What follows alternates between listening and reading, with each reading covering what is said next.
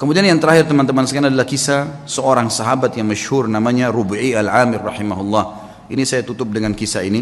Rub'i bin Amir rahimahullah adalah seorang ulama, bukan seorang ulama, salah satu pasukan perangnya Sa'ad bin Abi Waqqas yang akan masuk, yang diutus oleh Sa'ad bin Waqqas untuk mendatangi ya Rustum. Rustum ini adalah panglima perangnya Persia, panglima perangnya Persia. Rub'i al-Amir bin Amir rahimahullah ini terkenal sekali orangnya. Waktu dipanggil oleh Umar bin Khattab untuk berjihad, maka dia pun mengambil panci masaknya yang dia letakkan di kepalanya karena tidak punya topi untuk berperang.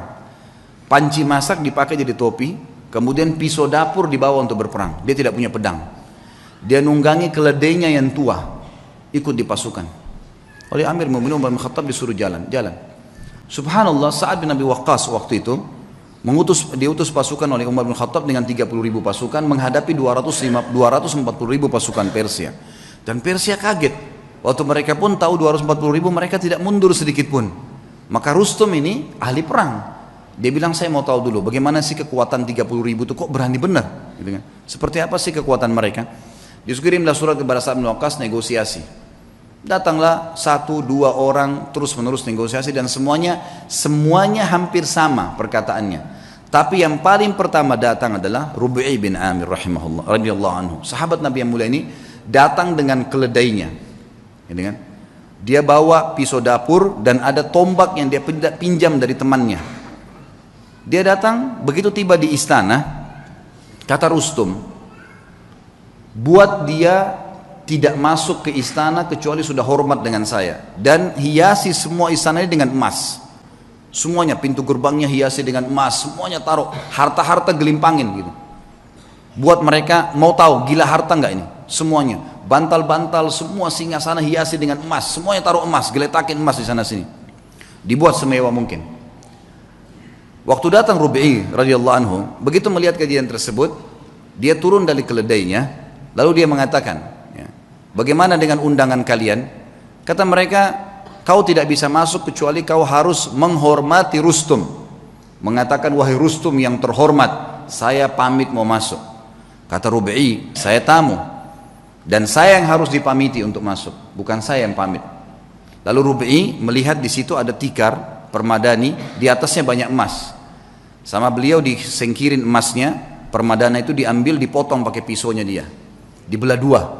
Diambil, ditaruh di keledainya, dianggap sebagai ghanimah, harta rampasan perang, ditaruh sama dia.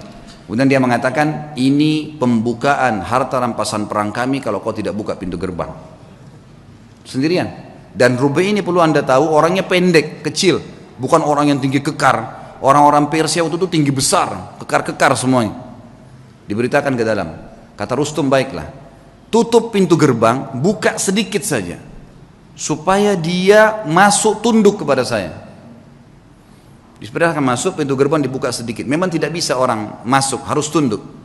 Maka Rub'i lihat, subhanallah, Allah memberikan orang beriman itu hatinya bisa melihat, ya. Dia bisa membaca, namanya firasatul mu'min. Maka dia lihat, ini pasti ada tipu daya nih. Yang dia lakukan, dia balikkan pantatnya dia balikkan keledainya, lalu dimasukkan dari balik belakang, ya. Sehingga yang tadinya dia harus tunduk, ini dibalik, jadi bokongnya yang di belakang. Dilaporkan ke Rustum, ini yang dilakukan sama orang ini. Malah sekarang dihinain. Lalu dia naik keledainya, dia jalan. Subhanallah, tuh dia jalan, dia tidak turun dari keledai. Keledainya dimasukkan di istana Rustum dengan karpet-karpet yang mewah. Pisau dapurnya dipakai, bolong-bolongin bantal tuh semua. Bantal-bantal yang mewah. Semua ini karpetnya ditusuk-tusuk dengan tombaknya sama dia. Sampai tiba depan Rustum.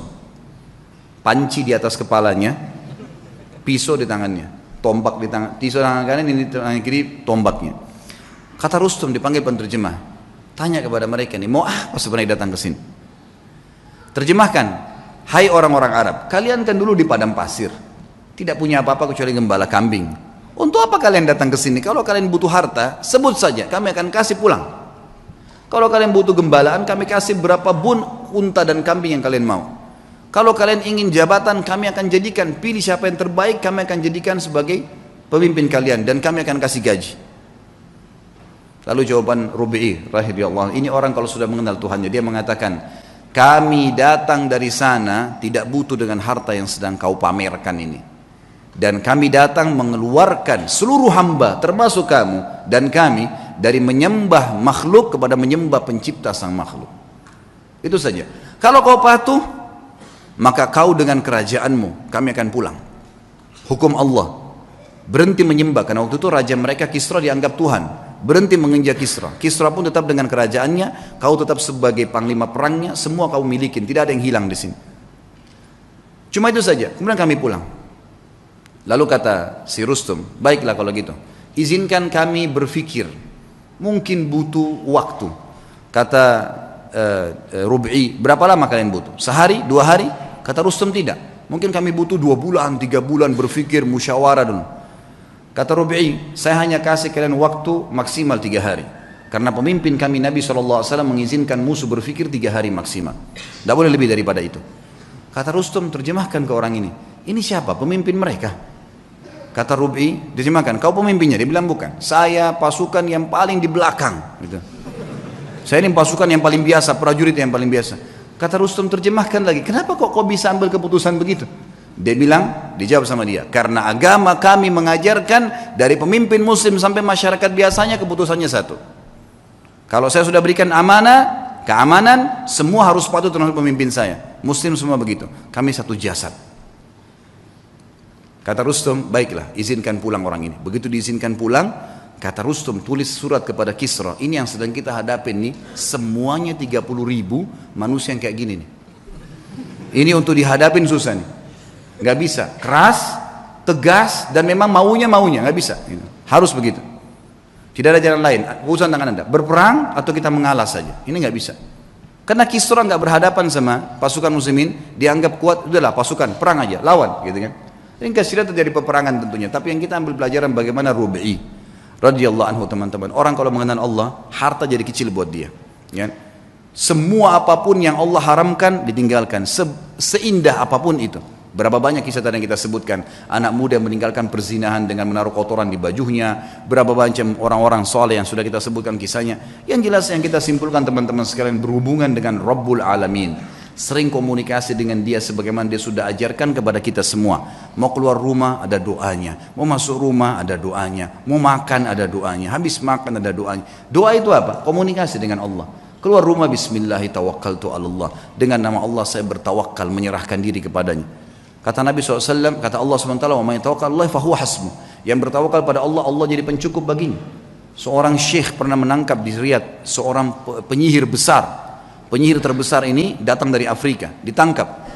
Waktu ketangkap, dia tanya syekhnya, saya nonton cuplikannya, dia bilang, bagaimana anda bisa menangkap saya? Padahal saya menaruh ribuan jin di depan saya. Tidak pernah saya bisa ditembus nih, baru kali ini dia bilang, ada yang bisa tembus dari anda. Dia bilang, karena kamu bodoh dan kamu tidak mengerti. Kalau saya keluar dari rumah saya tadi, saya membaca apa yang diajarkan oleh Rasulullah SAW, bismillahi tawakkaltu ala Allah. Saya bertawakal kepada Allah, dengan nama Allah saya tawakal kepada Allah, la haula wa la quwata illa billah. Tidak ada yang kekuatan kecuali milik Allah. Dan saya yakin dengan doa saya, dan kata Nabi SAW, siapapun yang membaca doa itu pada saat keluar rumah, semua syaitan yang menemuinya akan berkata, orang ini tidak bisa kita ganggu karena Allah sudah lindungin. Itu sebabnya saya bisa tembus kamu. Bukan cuma itu, saya akan laporkan kamu dan kepala kamu akan dipenggal karena kamu seorang penyihir. Ditangkaplah penyihir tersebut, teman-teman sekalian. Hubungan dengan zat sang pencipta yang maha kaya, menciptakan semuanya, itu adalah hubungan yang paling baik.